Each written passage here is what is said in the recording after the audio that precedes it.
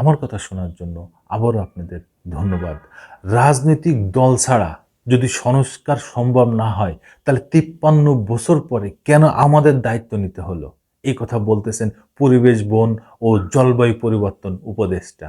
তিনি একদিক থেকে ঠিকই বলেছেন যে রাজনৈতিক দল তাহলে ৫৩ বছর ধরে কি করলো? তারা কিছু করতে পারে নাই বিধায় এখন আমাদের অন্তর্বর্তীকালীন সরকার এই সংস্কারে হাত দিয়েছে। এই বিষয়ে রিজভী বিএনপির যুগ্ম মহাসচিব, তাকে জিজ্ঞাসা করা হলে তিনি বলছেন যে যুগে যুগে রাজনীতিবিদরাই সংস্কার করেছে পার্লামেন্টের মাধ্যমে, পার্লামেন্টেই এই সংস্কার হয়েছে। এই কথার উত্তর কি এই কথা হয় রিজভী সাহেব? কেন ঘুরে যাচ্ছেন কথার ফাঁক দিয়ে?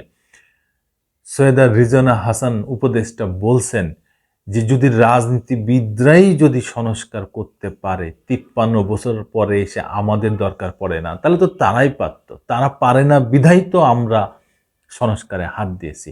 এই বিষয়ে আমাদের সময় .com-এ একটা প্রতিবেদন ছাপা হয়েছে। কি বলছে একটু শুনি। পরিবেশ, বন ও জলবায়ু পরিবর্তন উপদেষ্টা সৈয়দা রিজওয়ানা হাসান প্রশ্ন রেখেছেন, রাজনৈতিক দলগুলো ছাড়া যদি সংস্কার সম্ভব না হয় তবে ৫৩ বছর কেন হলো না?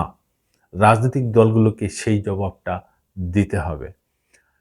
রাজধানীতে অনুষ্ঠিত শব্দ দূষণ নিয়ন্ত্রণ সচেতনতা বৃদ্ধি ও গাড়ি চালকদের পূর্ণ প্রশিক্ষণ কর্মসূচিতে যোগ দিয়ে তিনি এই কথা বলেন। নির্বাচন ও সংস্কার বিষয়ে উপদেষ্টা বলেন, নির্বাচন কবে হবে তা ঘোষণা করবেন প্রধান উপদেষ্টা। ৫৩ বছরও নির্বাচিত রাজনৈতিক দলগুলো রাষ্ট্র সংস্কারের কাজ করতে পারেনি। সেই জন্য অন্তর্বর্তী সরকারকে সংস্কারের কাজে হাত দিতে হয়েছে। এই সময় তিনি সবাইকে আশ্বস্ত করে বলেন, শব্দ দূষণ নিয়ন্ত্রণ আইন গেজেট আকারেই দ্রুতই প্রকাশ করা হবে। ভারতের সঙ্গে বাংলাদেশের সম্পর্কের টানাপোড়েন প্রসঙ্গে রিজওয়ানা হাসান বলেন, রাজনৈতিক কারণে ভারতের সঙ্গে সম্পর্কের আকাশে যে মেঘ এসেছিল, দুদেশের স্বার্থেই সেই মেঘ সরাতে হয়েছে। তবে দেশটির সঙ্গে বন্ধুত্বপূর্ণ সম্পর্ক ঠিক রাখতে গিয়ে বাংলাদেশে ঘটে যাওয়া গণ অভ্যুত্থানকে অস্বীকার করার কোনো উপায় নেই। এবং নির্বাচন নিয়ে তিনি বলেছেন, নির্বাচনের তারিখ ঘোষণা করবেন প্রধান উপদেষ্টায়।